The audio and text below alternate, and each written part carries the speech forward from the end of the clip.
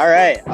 Hello, everyone, and welcome to Building Each Other Better, a session between us, Lantern, and Gabe and Brittany Salazar over at We Can Deliver. Really excited to be able to chat with them today and chat with y'all. So my name's Justin. I'm one of the co-founders of a company called Drizzly, and most recently, sister company of Drizzly called Lantern.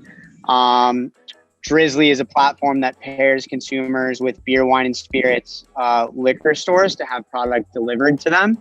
And Lantern is the same thing on the cannabis side. So pairing customers with dispensaries to then have product delivered to them, either by third-party delivery companies, which is where Gabe and Brittany come in, or by employees of the dispensary itself, depending on the state. So, and I'm actually coming to you live from Detroit, Michigan, where we launched last week. And we're still very active in launching Lantern out here. So apologize, the outdoor scenery and the background noise, things are happening. So with that, we're really excited to welcome Gabe and Brittany from We Can Deliver. We met about a year and a half ago, Gabe and I did. I'll let him tell the story, but you guys want to introduce yourselves quickly? I'm Gabe, the founder of We Can Deliver and We Can Deliver Boston. We love it, just like Lantern and Drizzly. We're the ancillary company, so we're the driven portion of it, and we do our best to hire members in our community to help us. Hi everyone, I'm Brittany. I also work alongside Gabe with We Can Deliver. I mostly deal with all the logistics of the company, so hiring, paperwork, payroll, and also just helping Gabe to really just expand the business. So thanks for having us. Cool. And so, yeah, to be clear, like Drizzly and Lantern software companies, We Can Deliver, boots on the ground, making it happen. So let's get into kind of like how this happened, how we came together. But before that, let's start with just like, tell us your story. Like, tell us like where you're from, how you guys met each other, because you're related, I think, right? How you guys met, and kind of like give us your background in your story. All right. So Gabe, born and raised in Boston, grew up in Rosendale, went to high school in Roxbury, and all the fun stuff. Been in and around Boston. Man, me and Brittany met in high school, you know. That's my wife. That's my wifey right there. Shout out to Brittany. Are you done, Gabe? Sorry. So yeah, I'm Brittany. I was also born and raised in Boston. I think for most of elementary and half of middle school, I did live on the Cape. And then I came to Boston for like the end of middle school, and I've been here ever since. And I went to college here. I went to Mount Ida, which is now UMass Amherst. And then I also got my master's as well from Northeastern. So really just born and raised in Boston. Really love Boston. Again, as Gabe mentioned, we both met at the John D. O'Brien, one of the exam schools in Boston. So we're definitely both very driven, very math oriented.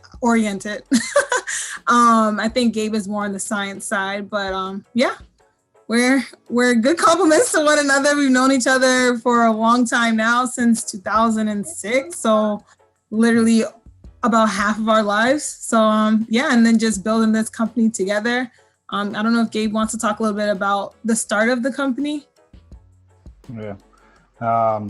Yeah, so We Can Deliver. So I didn't really go into my life or anything in the beginning because I feel like We Can Deliver is a pivotal portion of my life. So growing up, I grew up in Rosendale. It was an all right neighborhood in Boston. Fell in love with smoking weed, fell in love with the streets. I had to figure out a way to smoke for free. So I figured I'd start selling bud and doing all this fun stuff. It was odd. It was odd times in my life. Just like thinking about it just brings back memories. And, you know, pretty much at the end of it, I realized what I was doing and what I was doing wasn't right. And I realized how I was influencing kids in my community, how I would possibly influence my own children. And I needed to make a change. You know, there's been plenty of times where, you know, I could have died plenty of times over weed, which is now legal. You know, I've been stabbed in my head 3 times. I've been shot at. I fought off dudes with guns. People robbed me, took my phone, called Brittany, told them I was dead, you know, and a big changing point in my life was getting arrested and almost going to jail. I remember, Ryan, my oldest son, was 6 months old, and I was looking at a minimum of 5 years. And, you know, it wasn't the life that I wanted. And there was a song by Biggie, and one of the lines in the song is, my daughter's getting older, got her older now. Show her street knowledge, got to show her how. And I'm like, damn, like, is that what I'm going to do to my kids too? Like, am I going to show them how to roll up a blunt, how to bag up some bud, how to cook some, you know, cook up that flavor? Like, you know, like, is that the type of life that I'm going to be introducing to my kids? So it was a long journey to figure out like what I actually wanted to do. And I did a lot of like odd jobs, like random work, selling suits, selling health insurance. You know, I was always selling shit. Like, you know, that's who I am, an entrepreneur. I love selling shit. Like, it's fun. It's fun to do that. And I just remember was like, damn, like, is this gonna be the rest of my life? Like, I was going into an office, sitting there, twirling around, like, yo, is this my life? Like, being dictated by someone telling me where I gotta be, where I gotta show up. Like, I remember like being depressed, living that kind of lifestyle, and even like being in the streets was kind of depressing because like nobody in my family was proud of me. Like, I wasn't proud of myself. I was just doing what I had to do. I had a dream that I was gonna work for myself, you know, my own boss. I even got that tatted over my heart, MOB, all day. And yeah, it was just like it was a lot of like madness. And so I remember one day I was chilling with a good friend of mine. Her name is Sabrina. She's in a wheelchair, and we was rolling up, and like we ran out of bud. And she was like, hey, I was like, yo, isn't weed legal? Like, can't we get this shit delivered? Like, why are we like still calling like who knows what? And my man's is working a full-time job and selling weed on the side, or like they're always talking about, yeah, we'll be there 15 minutes. 15 minutes in drug dealer language is like an hour, 2 hours, 2 hours later, some shit, you know? And I just remember sitting there like, yo, weed's legal. Like, weed is legal. Like, why can't I get this shit delivered to my crib? And I started researching it and Googling it. And the CCC regs were coming out for marijuana delivery. And, you know, just like, it was like an idea in my mind that was just there. Like, it was there. And I was like, yo, I should do this. Like, I've been selling weed. Like, I was selling weed when motherfuckers were scared to sell weed, let alone we were smoking weed outside when motherfuckers were scared to smoke weed outside. You go to jail for 2 weeks for having a blunt, you know? And I'm like, yo, if this is legal, like, I gotta be there. Like, all the shit that I put not only myself, but my wife and my kids, my family through, you know, and like, and there's people out there about to like do this legally. And, you know, I was just like, yo, I gotta do this. Like, I gotta get into this game. And, you know, I was reading a lot of books on like law of attraction and positive energy and thinking positive. And the most important thing that I got out of those books is we're entities of magnetism, and we need to surround ourselves around other entities that want the same things as we want, you know, like, and I would be going to those meetings. I met a few people, you know, some of them were dickheads. Most of them were dickheads, to be real with you. Like, they wouldn't even take me seriously. Like, you know, I'm walking, how you see me right now in the t-shirt and jeans is how I always am. Like, I don't dress up for nothing. And them dudes, like all these, it was Yeah, and I don't like putting race or nothing out there too much, but it was just like a bunch of old white dudes in suits. Like, And just for context, real quick, can you just do like the CCC and like what these meetings were about? Just because I think this is like a nationwide thing, just like what that means and what the meetings were. Oh yeah, so the CCC is the Cannabis Control Commission, and they're the lawmakers, right? And I guess that's the best way to put it, right, Justin? Like they're the ones who create these laws for the They were cannabis. drafting regulations. So through like 2018 and 2019, they're drafting regs. You're going to meetings. Their public meetings have to be public. Yeah, so I was going to these meetings because like I wanted to be around the people who were shaking and moving, who were actually doing stuff. Like, you know, people in the streets would be talking about it. Everybody would be talking about it, but nobody really knew what was going on. So I just made sure that I was around the people who I wanted to be like. And those people were at the CCC meetings. And man, I think it was like 6 months into these meetings, 7 months into these meetings, some random white dude comes up to me, like mad randomly. Like I'm like, you know, he a handsome dude, you know, has some nice glasses, like built like me. I'm like, yo, like who the fuck you dressed like me? Like I remember me and this dude were the only motherfuckers in there with hoodies and jeans and sneakers. And he was like, yo, who are you? I see you here all the time. Yo, when I tell you, my mind was like, yo, is this the FBI? Is this the cops? Like, who the fuck is this dude? Like, talking about, I see you all the time. Like, motherfucker, I never seen you once here. And he was like, yeah, my name's Justin. Like, I seen you. And I'm like, how the hell did you see him? He's like, oh, I seen you on Facebook Live, because it's public meetings. So somebody was streaming them on Facebook Live. Like, I didn't even know those things were being streamed. Like, I just thought it was like, you know, like whoever was there, and that was it. Like, yeah, that's a way to, I guess, like hide knowledge in my mind. Was like, yo, they're not that public. Like it's public enough, you know about it when you show up, and that's it. And yeah, we were like kicking it. He's like, so what do you want to do? And I was like, I want to do deliveries. And he was like, yeah, really? And I'm like, yeah, there's this company called Drizzly. Like I followed their rules and like all these things, and I'm modeling my business plan after them. And Justin was like, yeah, you know, I'm one of the founders of Drizzly. And I was like, yo, no fucking way. Like, that's not possible. And, you know, I was bugging the hell out of Justin ever since then, like blowing him up, calling him like, yo, that's my best friend right there now at this point. Straight up, man. Yeah. Love it. All right. So that's like, yeah, and then keep in mind, like in that room, like it was in the room, and there was just like 6 people there, right? Like to your point, like there's these public meetings that people could go to, and they just choose not to, and like we were a couple of the people that chose to, you know. Right. So I think that's like definitely an important takeaway. Okay, so awesome. That's a bit about your background, the story, kind of like how we came to meet. Let's then transition into like.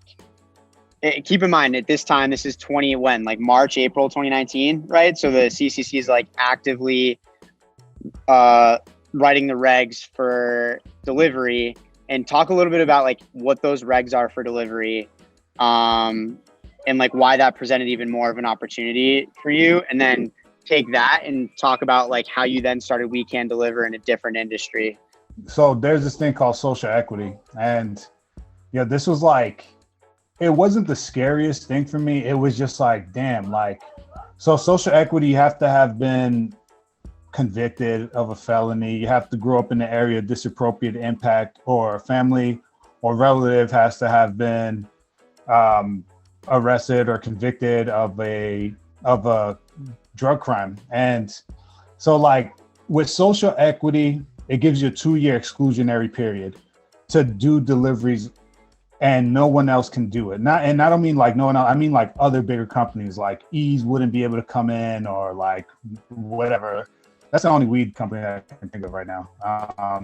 Or like those bigger companies wouldn't be able to come in that are from out of state and be able to take over, like kind of how possibly they're doing with dispensaries or anything. Like, I'm not sure how they're doing it, but this 2-year period I thought was great, because I was like, man, it'll be people either on my level or a little bit above me, but I'm down to try and get this done.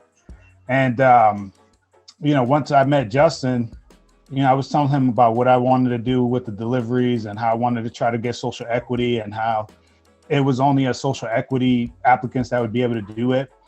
And, he like started this incubator program, and the incubator program was helping other people who would possibly be able to get social equity or who applied for social equity help start a business.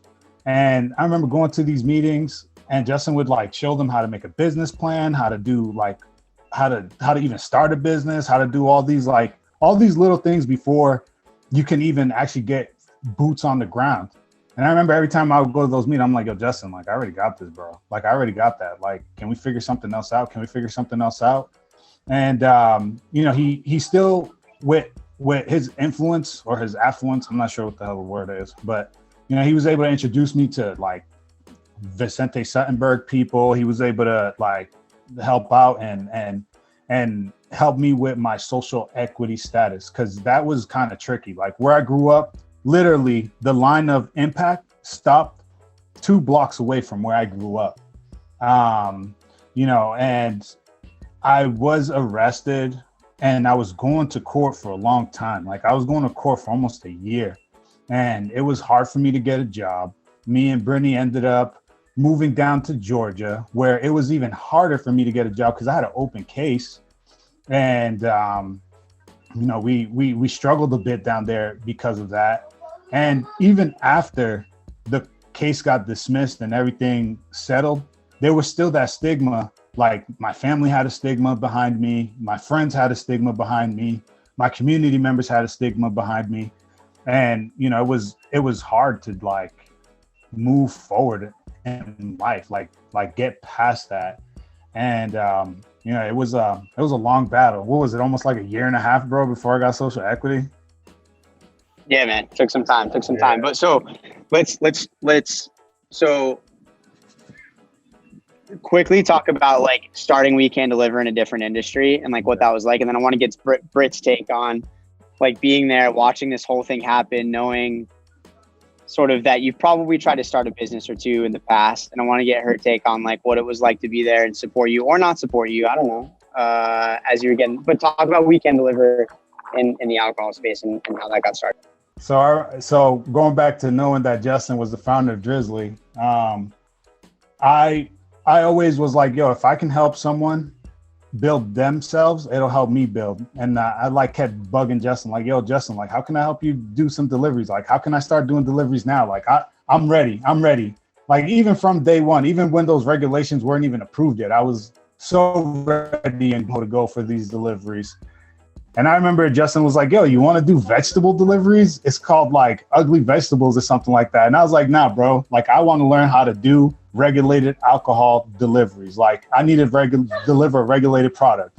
And the same, in my mind, the same laws to deliver marijuana is the same, or cannabis is the same, like, laws and same strategy to deliver alcohol. So I was like, yo, this is the best way for me to learn. And it'll help you. And hopefully it'll help you, I thought. Okay. And I don't know. I guess I kept pushing. And, like the universe, God, everybody, law of attraction just was like, yo, there's a store that actually needs help. Their freaking driver got into a goddamn car accident or something crazy. And they didn't have any drivers. And Justin was like, yo, like, can you get this license? Can you do this? And he was like, it was dope. It was like a coach, like, yo, this is the playing field. This is the things you need to do. Get it. Like, can you do it? And in a matter of a week, I had my alcohol delivery license and I was ready to go. I was ready to kill it. And the coolest thing to me was that like you started delivering for one store. You started this business from your phone, right? Which I always think is like, I was always pushed on you to get a computer. I was like, dude, you're not gonna be able to do like accounting, like, and you're like, I got it all on my phone, bro. Don't worry about it. I'm like, all right. You started on your phone. And it went from one store and it scaled up to like 6, 7, 8. And so Britt, real quick, like talk to us about kind of like watching Gabe through this whole process, like both wanting to get back into, get into the legal cannabis industry, how he was going about that, and then ultimately starting We Can Deliver. Like, what was going through your brain the whole time? Like, initially it was actually kind of confusing because when you talk about going to these CCC meetings and then overnight he's delivering alcohol, it's like, what are you doing? Like you didn't you say you want to do this? And immediately, I mean, like I said, I've known Gabe for half my life. It just went back to like him just doing like Gabe, not to, you know, he's an entrepreneur. So he likes to start things and start new things and start new projects. So for me, it was like, okay, he's starting this CCC thing and he's starting this alcohol delivery. So initially I was a little bit worried and I was just like, all right, let's just see how this kind of goes. But there was a few times where I was like, why are you doing this? Like, are you sure this is going to work out? Like, you know, you're working in the beginning. Gabe was the first driver. He was the driver. So he was on the road and he was, you know, doing what he had to do and do the deliveries at the same time. So, I mean, going through my mind, I was just like, I don't know if this is going to work. And again, Gabe and I, our way of organization and just like thought process is so different. Like, for me, I'm like, you got to go to school. You got to get a degree in this. For him, it's like, no, it's all about the experience. So when he started, I was like, I don't know if you're going to be able to do this. Like, you need a business plan. You need to have like spreadsheets. Like Justin, I was like, you need a laptop. Like, how are you going to look at this stuff? And Gabe was like, no, all I need is this. All I need is that. So, you know, I think I saw him do like a delivery one day and I was like, oh, okay. Like, it's actually not that bad. And you know, from there, he just wanted to grow. That's all he wanted to do. And I think there was a turning point where he just had so many orders and he was just running around like crazy. He was like, I can't do this by myself anymore. Like this is starting to be a lot. Like I need drivers. Like I need a little bit of help. And so from there, I think that's kind of where I jumped in. And again, my background, I have a full-time job and I was in school getting my master's at the time. And we also, you know, we have a family. So it was a little bit daunting at first. It was just like, you know, I don't know, but I think his passion and like just the path that he was going on, it was a lot different from his other, you know, past projects. I was like, oh, wow, like he's done the homework. And so just seeing it expand and I kind of coming in and bringing in my OCD or my organized skills or whatever you want to call it. I think that was just, you know, really helpful for both of us, for me to see that you don't always need a direct plan. You don't need a major guide that's A through Z. Sometimes you just need, you know, an idea and you can just go like that. Yeah, I would call you like the master of scale, bro. Like there was a time when like things were really starting to like heat up and I'm much more like Gabe where I'm like, I'm just going to figure this out with like my phone or whatever and get it off the ground. But then I need someone in partnership with me to like help scale it. And it seems like, Gabe, that's like what Britt was for you, right? As things started to take off. So can you, before starting, like, can you explain the business model really quick of Weekend Deliver? Like practically, how does it function? And then talk a little bit about like scaling, kind of what happened with COVID and like where you are today with the business. Yeah. So I've been a contractor for probably like 4 years now. So, you know, after I still work for this company actually called Redfin Real Estate. So, you know, I'm saying this story because this is why I've made Weekend Deliver how it is. You know, me and Brittany have big goals. We want to buy our house. We want to have a house for our children, you know, to be able to like build even better. And I was a contractor with a company called Redfin. I was making pretty good money, but my money didn't count. Like I did Uber, I did DoorDash, I did all those things, and my money didn't count. Like I had to wait 2 years for my money to count. And I was like, man, there has to be a better way. Like there's, you know, and there was a better way. It's being an employee. And all our drivers are our employees. They get paid an hourly rate to be out there. So whether they're doing a delivery or not, they're still making some kind of money. They're being reimbursed at least for the miles that they would have driven and just idling for gas. You know, unlike many other third-party delivery companies where they're contractors, and if they do a delivery, they get paid, and if they don't, then oh well, they don't. And you know, it's also a good balance on our end because our drivers are our employees. We can guarantee to the stores that there'll always be a driver there, no matter what. I also chose to do it this way because it's not fair for people not to have benefits. You know, not to have health insurance, not to be able to have days off and get paid for it. You know, many of my friends, we all live the same kind of lifestyle where we don't want to to be dictated by the hours that we have to work. The other thing about We Can Deliver is we're flexible. We work with people's time. We work with their hours. They let us know what days they want to work, and we schedule the days that they want to work. And if they don't want to work, they don't have to work. You know, we're a very community-driven company that not only gives people a job, but we hire people with quarries so that they can have another opportunity. You know, it's tough. It's hard out there. You know, I got a lot of friends who like are in jail. I got a lot of friends who, you know, don't have that second chance, and nobody was trying to give it to them. And you know, they're great people. And you know, we chose to go the employee route because, you know, it's more than just about money. It's about building a culture. It's about building up our people and building better together. So we chose a W-2 employee model versus a gig economy, which, you know, hopefully our influence helps get rid of those things. Heck yeah, love it. Okay, so you started the company in like July, August of 2019. You know, business is decent. Like, you know, you're still doing tons of Redfin appointments, because I would remember when you'd be like, shit, I'm at a Redfin appointment. I got to get deliveries in. I don't know. But like, talk about the beginning of this year and then to March, like crazy time in the world. But, and maybe Britt, this is where you can kind of provide some context too on like what happened through COVID and like that crazy explosion. And then I'll give quickly like the Drizzly perspective on it, but just talk about the COVID growth and kind of what you guys did to scale up there. When we had our first employee, I believe at that time we had 3 stores. Because when I started, we did 1 store, and it was cool me doing it by myself for a couple hours, and then we got another store that wanted us there full time, almost 12 hours a day, every day, 7 days a week. And shout out to Top Shelf, because that's our first full-time store. And you know, just partnering with them was great. I was able, I'm doing deliveries 12 hours a day, 7 days a week. So that's 90, right? No, that's 84 hours a week of just straight We Can Deliver on top of the full-time job. We had our other guys. So the days I would have my appointments, he would be there.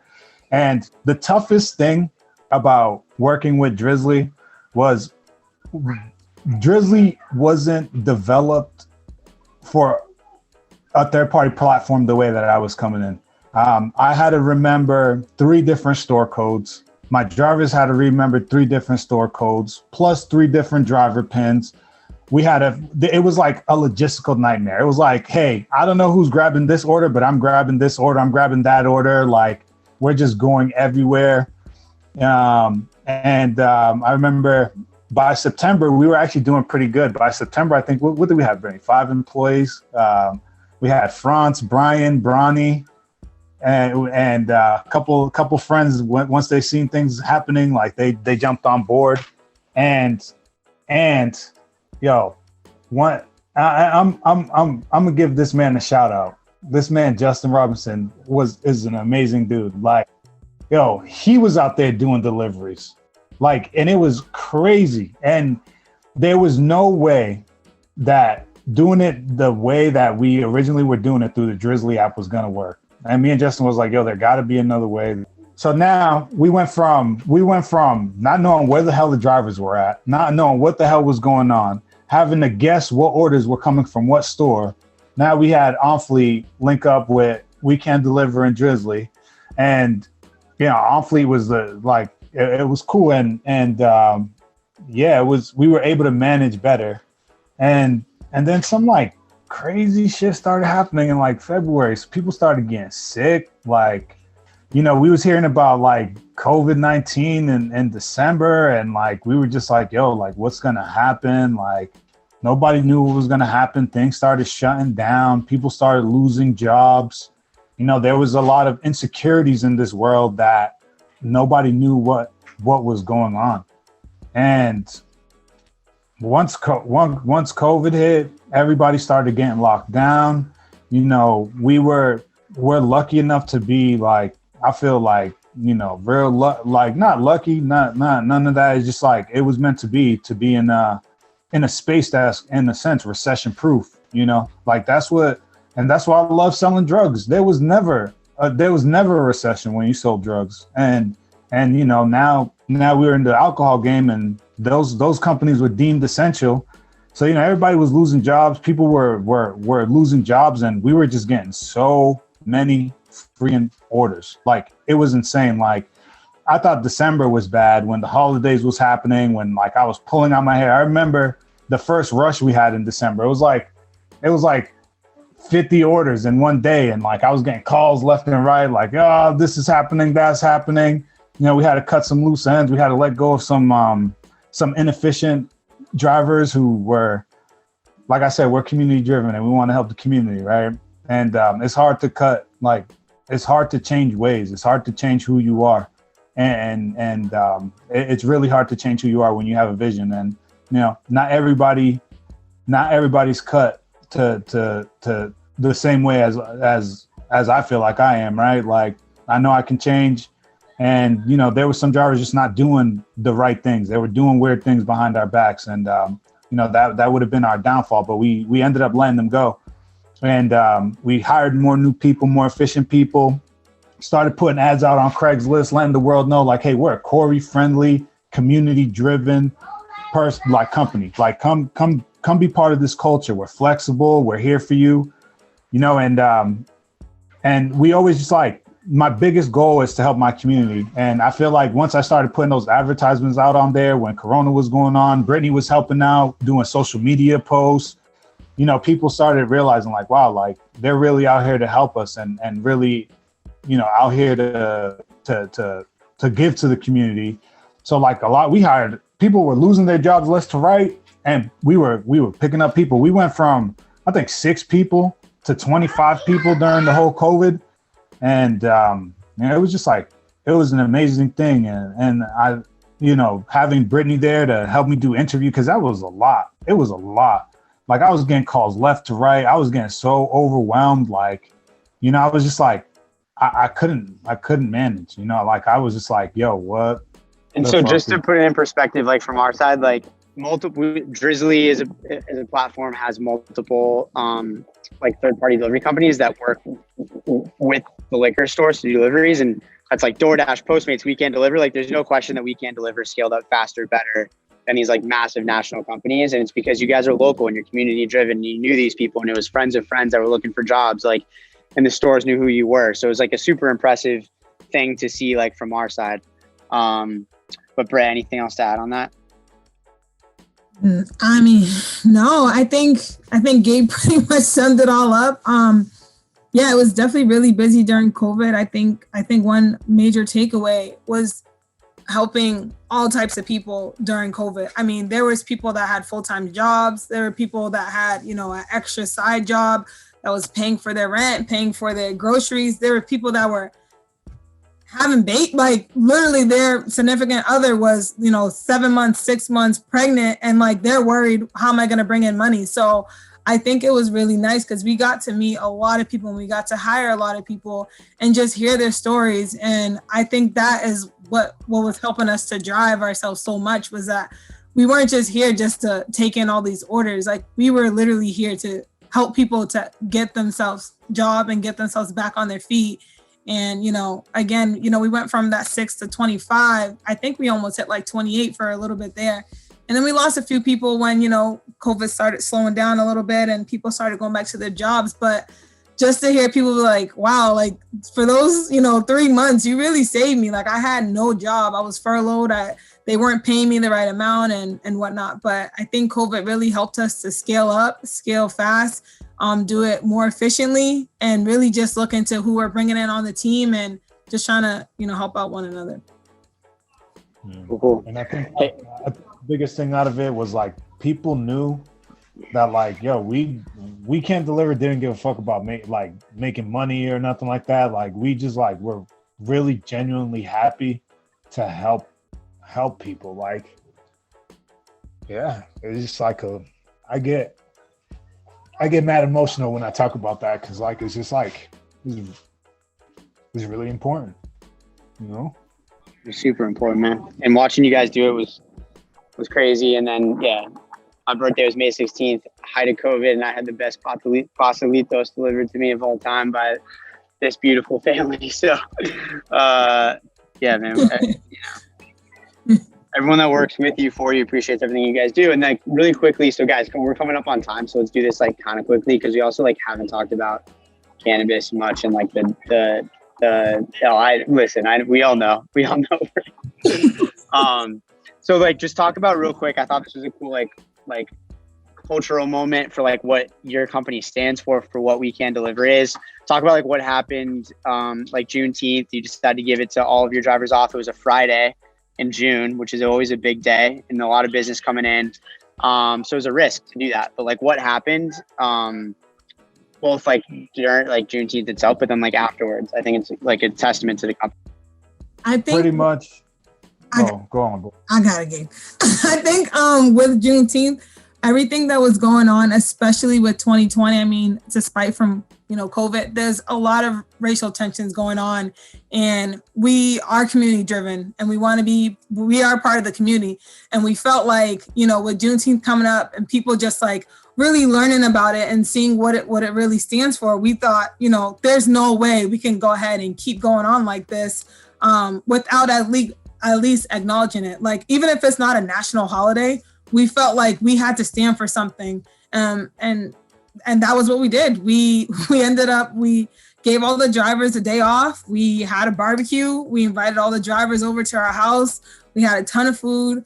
We delivered our own drinks to our own house. But it was definitely a pivotal moment for us. And I think that's when we really solidified, like, if you don't know that we're community driven, you should know by now, because if anybody knows, deliveries on a Friday, like that's our busiest day. Some of our drivers make almost half their check on a Friday. So the fact that we closed, and even the stores were asking us, are you sure? Are you sure? Like, you sure you want to do this? You want to do half a day? And Gabe, we had a serious talk, because I was like, Gabe, like, they're right. Like, this is a really busy day, but we decided we didn't care about the money. We just wanted to make a statement. And so that's why we shut everything down on Juneteenth, and the drivers did whatever they wanted to do. And we had a cookout with, like, not all the drivers came, but we had a good time.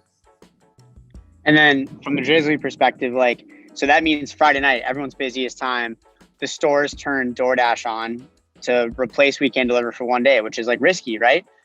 Fast forward to like midnight that day, or like 8 a.m. the next day, and all the stores are calling us and both Britt and Gabe to be like, get back on the platform immediately, because there was something that was just like impersonal, slow, etc. about what DoorDash brought to the table, and compare that to like what We Can Deliver, which is like a locally born and bred company with like people from the community as employees. Like, they needed them back. And I thought that was just like an awesome sort of moment.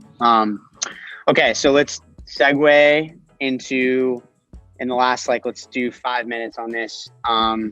But talk about, like, so cool. You started this alcohol delivery business. You're working for 6, 7, 8, 9, 10 stores.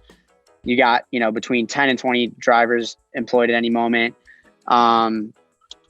Talk about what's going on with your cannabis delivery license, what's going on in Massachusetts, where you are in the process, and what you're looking forward to over the next several months.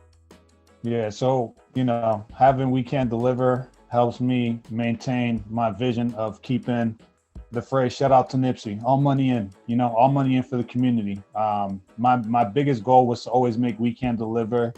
Like, I don't want no investors, and I don't want to give nobody outside my community any equity. And with having, like, during COVID, during everything, how we were able to scale has been able to keep us that way. And so I have social equity now. I'm pretty much in a queue called deemed completed. So I had to get a pre-license. I had to apply for a pre-license, and then I got approved for the pre-license. And with the pre-license, I had to have a host community agreement. So that means that the community agrees to host We Can Deliver in their neighborhood. We had to do all that, going through all those hoops. And, shout out to VS. They made it like butter, baby. And, now we're in stages of being in provisional. So we're deemed completed. We're just waiting to be on the agenda to get our provisional license. So, we can start having them inspect our vehicles, inspect our site, and we'll be ready to go. Hopefully by January, February, if all things move smooth. If you had to sort of what's the right word, like recommend to like states in the future or to regulatory bodies in the future, like how to think about social equity with regards to delivery or social equity generally, like what's been your experience and what advice could you give to other social equity entrepreneurs and also regulators to help them think about the right way to help give you guys to give you a leg up? For like regulators, you have to I guess like in my mind, whoever is going into a social equity or an inclusion program, like they don't have much. Like even me, I started my company with just what I had around me. I knew I had a car, I knew I had a phone, and I knew I had a body that can get this stuff done. And a lot of the issues in mass that I've noticed comes up from like locations and regulatory zoning, because you can rent a spot for just a regular business and they'll charge you X amount of dollars, but once they hear it's for weed, that drug money's crazy. Like that money's popping. They know they're gonna get their money back. They know they can charge 5 times as much as what they were charging and get it back and get that money. So I think it's like protecting the social equity applicants and inclusion applicants from like the sharks. Like there's sharks in these waters. Like, and that goes to the entrepreneurs too. Like you got to be a shark. You got to eat, or else you're gonna be eaten. But the biggest thing I can tell to entrepreneurs is wherever you want to be, go there. Like if you want to be in the cannabis industry, go to those meetings. Pop up. Don't be afraid to hit people up. And don't just think about you. Like we're all going into nobody goes into a business to not make money, right? So in my mind, I don't want to hear about somebody going into a business because they want to be a millionaire. Like, I don't want to hear that shit. Like, what's your purpose? What's your passion? What's the reason you want that? And just go for it. Just fuck it. Just jump in. Don't be afraid. Hell yeah. Awesome. Any final words? Any closing thoughts?